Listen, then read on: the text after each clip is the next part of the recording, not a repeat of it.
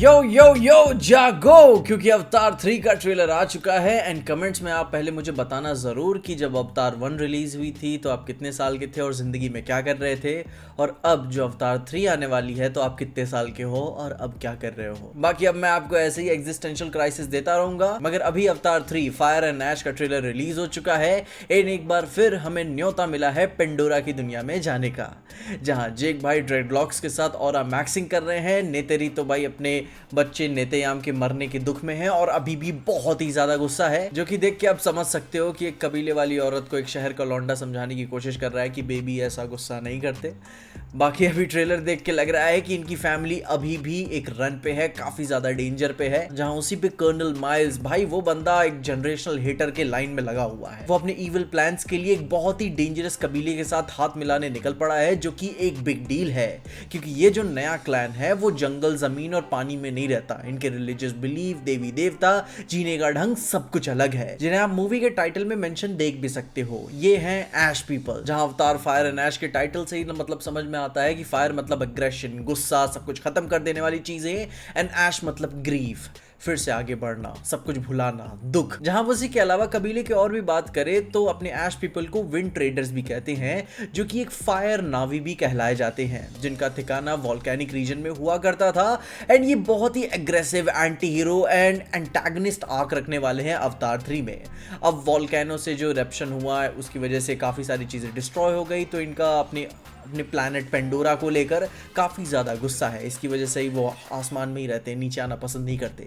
जहाँ आगे चल के हमें आने वाली मूवीज़ में ice, Arctic and mountain, desert वाले कबीले भी देखने को मिलेंगे, मगर अभी फिलहाल के लिए इस मूवी का जो बिग स्पेक्टिकल है वो ऐश पीपल से आता है, जिनका हाथ पकड़ के जेक सली अपने फैमिली को प्रोटेक्ट करना चाहेंगे, मगर वो पूरी तरीके से मुमकिन नहीं हो पाएगा। वो कर्नल बैठा ही हुआ है कि मैं तुम्हारी पूरी फैमिली को खत्म कर दूंगा, नेस्तो नाबूद कर दूंगा। एंड इंसान पेंडोरा प्लेनेट का दोहन तो करते ही रहेंगे। एंड इस बार पिछली मूवी की तरह जेक की फैमिली को कोई आसरा निधन नहीं देने वाला, क्योंकि जिस जिस कबीले में ये रेफ्यूज बन के जाते हैं तो वो अपनी सारी प्रॉब्लम्स भी साथ में लेकर आते हैं। एंड ये ऐश पीपल भी उससे भी ज्यादा हरामी लोग हैं। ट्रेलर में देख के ही लगता है कि इनकी छोटी बेटी को पकड़ के कोई चढ़ावा, बलि उली देने वाला मैटर तो नहीं ना चल रहा है, क्योंकि जेक की बेटी अपने फैमिली के साथ अपनी माँ के बताए हुए बिलीफ लेकर तो आती ही है, मगर ऐश पीपल जमीन और पानी वालों के फेथ को नहीं मानते, और लॉजिकली देखे तो ना ही वो गॉड्स आसमान वालों का कुछ बिगाड़ भी सकते हैं। बाकी अब ये देखना काफी इंटरेस्टिंग हो जाएगा कि ये फायर विंड ट्रेडर्स को कंप्लीटली नास्तिक बनाता है, सेल्फ डिपेंडेंट बनाता है, या फिर इनका कुछ और भी मेजर एनिमल भी कनेक्शन है, या फिर बस ये फायर की देवी देवताओं को ही पूछते हैं, जिसे ये सबसे सीक्रेट मानते हैं, उसका काफी अच्छा इस्तेमाल करते हैं और उसकी पूजा भी करते हैं। जहां हम ऊपर से देखें तो समझ में आता है इनका कोई एनिमल कनेक्शन नहीं होने वाला, जो कि ट्रेलर से ऐसे पता चलता है कि पहले तो बहुत हरामी लोग हैं, मतलब मान के चलो कि इनका कुछ नहीं हो सकता, एंटी लोग ही हैं। यहाँ पे कर्नल तो ऐश वाले पीपल के साथ हाथ मिलाने भी जाता है। ट्रेलर के आखिरी मोमेंट्स पे आप देख भी सकते हो कि कर्नल के चेहरे पे ऐश पीपल के मार्क्स भी लगे हुए हैं, तो वो इनकी हेल्प एकदम एंड तक लेगा जेक और उसकी फैमिली को खत्म करने के लिए। एंड अगर आप साथ ही में बहुत ही ध्यान से देखोगे फायर पीपल वाले लोगों को, तो उन्होंने अपने पोनी टेल कनेक्टर्स काट दिए हैं, जो कि बताता है कि उनके पास में बहुत ही ट्रेजिक इवेंट से वो गुजरे हुए हैं। मोस्ट प्रोबेबली वो वोल्केनिक इरप्शन, जिसकी वजह से वो अपने वो जो सोल ट्री था एवा, उसके लिए उनको दिल में काफी ज्यादा हेट्रेड भर गई है कि मुझे नहीं चाहिए तुम्हारे देवी देवता, मैं नहीं मानता तुम्हारी जमीन में, और नहीं चाहिए मुझे तुम्हारे जानवरों के साथ किसी भी तरीके का संबंध। एंड ये पूरा क्लैन ही रोग हो गया, या फिर नास्तिक भी मान सकते हो।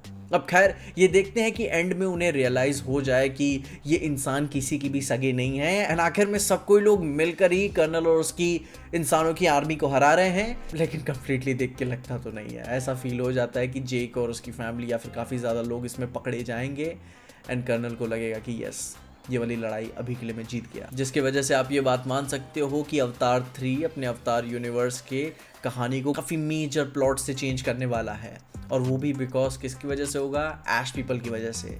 तो ये बात मान के चलो कि fire is equal to bad. बाकी अब अगर इसके सब्सटेंस की बात हो गई हो, तब थोड़े से स्टाइल पे भी आते हैं। बाकी फिल्म के स्पेक्टिकल की बात ही क्या करें, ये आज भी कमाल के विजुअल्स डिलीवर करते हैं। यकीन नहीं होता कि इंसान कंप्यूटर से ऐसा भी कुछ बना सकते हैं। एंड क्योंकि ये कमाल का बात ये लगता है ना कि जेम्स कैमरॉन ही डिलीवर कर पाते हैं।